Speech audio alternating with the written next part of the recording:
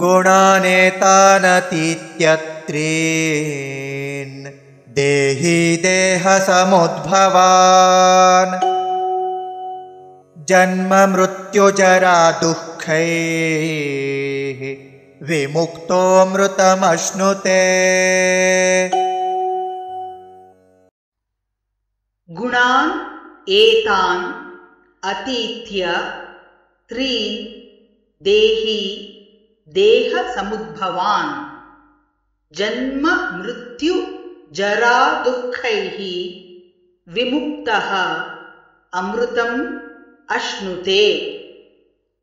गुणानेतानतीत्यत्रीन् देहि देहसमुद्भवान्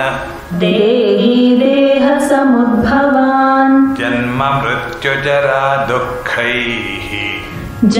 मृत्युजरा दुःखैः विमुक्तोऽमृतमश्नुते।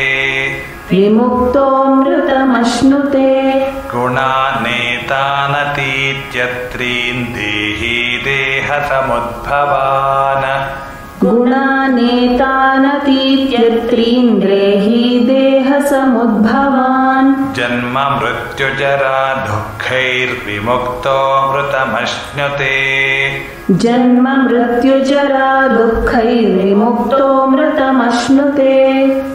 गुणानेतानतीत्यत्रीन् देहि देहसमुद्भवान् जन्म मृत्युजरा दुःखैर्विमुक्तोऽमृतमश्नुते।